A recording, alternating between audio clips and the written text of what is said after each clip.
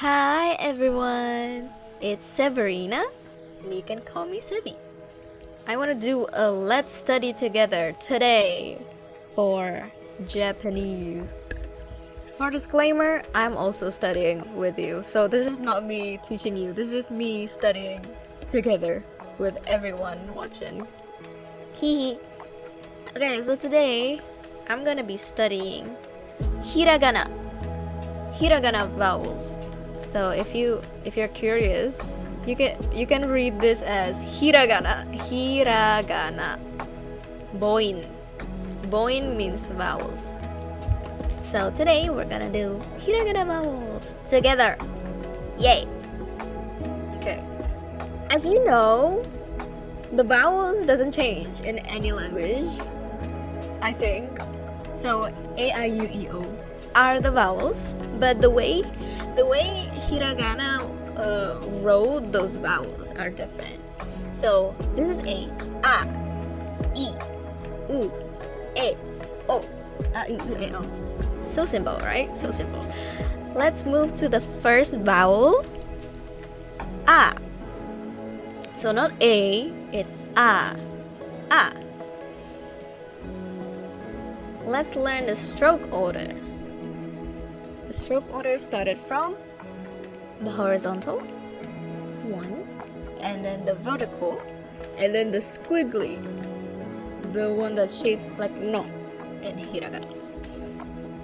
So I'm thinking this is very similar to Mandarin. So horizontal first, and then the vertical, and then the supporting, the extra additional strokes after that. Okay. So now we got that. We got the hang of that. Let's move to the uses in words. I put like 3 of them that I learned recently. No, actually I know I for a while. So most of you probably already know this. So I love, ow, blue. Very, very, very fun that they have just one letter off of each other. So I love owl blue. And then I learned this recently. Akarui. Akarui means cheerful or bright, mostly cheerful. So usually we use this to describe people, whether or not that person is cheerful and something like that. So it could be like akarui hito desu. So it's a cheerful person. He's a cheerful person. Or like asking someone if that person is that person cheerful? Like Tanaka-san wa akarui hito desu ka? Yeah. Pretty much. That's the example of a. Now E. I love this so much. I don't know why I love E so much, because it's so simple. It's so simple, and it's just, I love it. I love E so much. So they wrote it from left to right. So that 1, 2. So simple. And the uses in words for E. Most of them, I think, no, actually, maybe some of them are not that common, but I think ichiban. Everyone knows ichiban. Ichiban. Number 1, ichiban. And then imaichi. I actually found this earlier because I researched every examples. Just because I just want to make sure. I just went blank every time I look up examples, so I just look it up. So imaichi, not so good. And ikai, which means squid, which I also had just figured out. I didn't know that it was ikai. So yeah, we're all learning together right now. The next vowel is U in English, but in Japanese it's U. So it's also very simple. So from the top, number 1, and then the second stroke. So horizontal and then the curve. Yeah, very simple. So some of this you probably know, because you know Uma Musume. Now you know what Uma means. Musume means daughter, if you don't know yet.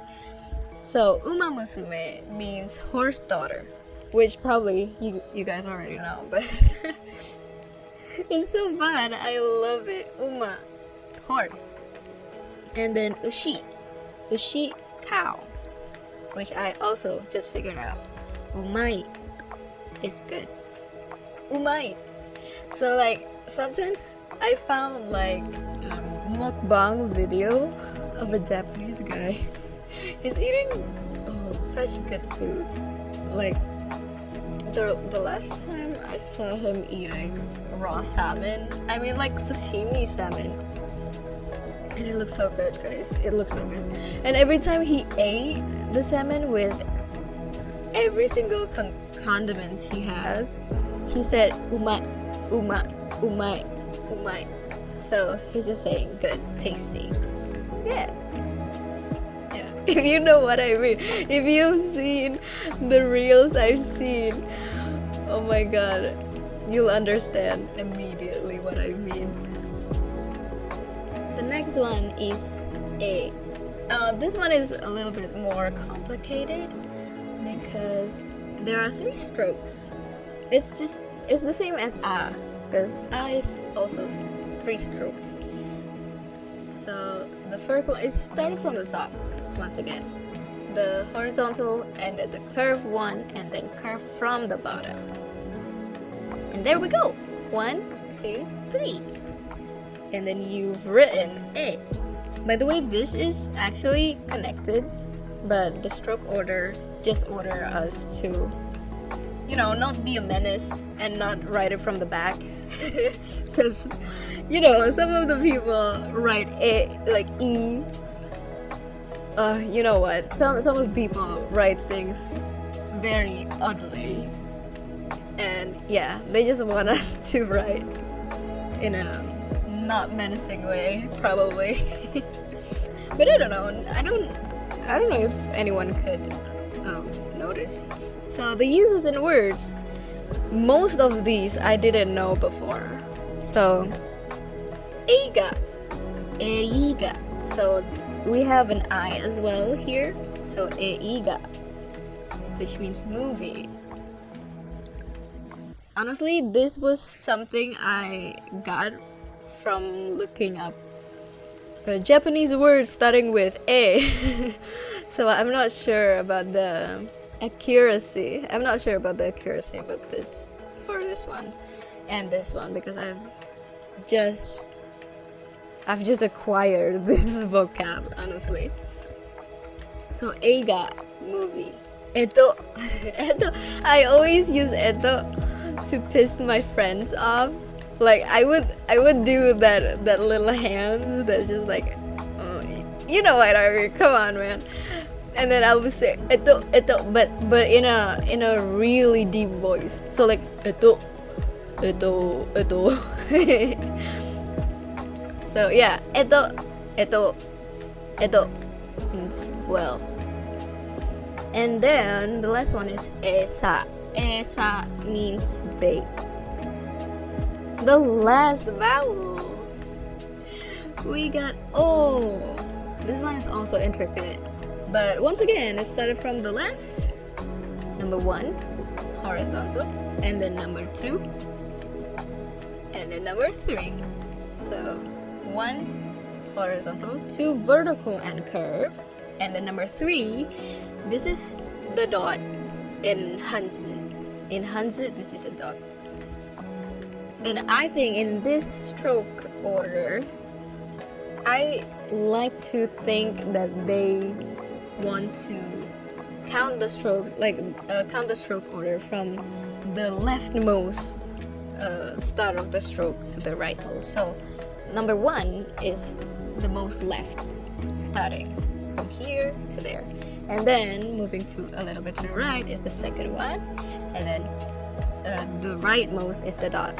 So yeah, that's how I remember the stroke order for this one. Okay, I know most of these words. Actually, the two out of three I know prior to this. And I'm sure you guys also have known ocha. Maybe omoshiroi. Omoshiroi is very common to learn at the start, I think. So omoshiroi. Omoshiroi means funny. I like to use it to ask if that person's funny. So like, Nakayama-san wa omoshiroi hito desu ka? Which means, is Miss Nakayama a funny person? Or like pointing out, like, Sevi-san wa omoshiroi desu. Thanks. I'm omoshiroi. Watashi wa omoshiroi desu. Very self-proclaimed, but I mean, I'm trying, guys. The next one is, everyone knows this, it's ocha. Ocha. You know, this is chi, this is ya. So combining it creates cha. And it's always, if it's these two are together, it's read as cha. We'll get to that later. It's not supposed to be in this video, but I'm just trying to point it out. So this is o cha, which means tea, o cha, tea. I'm not sure why, but Duolingo said it's green tea. But isn't green tea like matcha, or right? Matcha, or is it different? Is it also green tea? Ocha. And then the next one, the last one, is otayori, which means letter. This is kanji, by the way, guys. Kanji. And we're not talking about kanji yet for the series. Kanji will be at the last because it's pretty much like Mandarin, like borrowed characters. Now we talk about everything. Let's see the quiz. Oh my god, I'm gonna move my head a little bit. Okay. Can you read these? This. I'm giving you 30 seconds.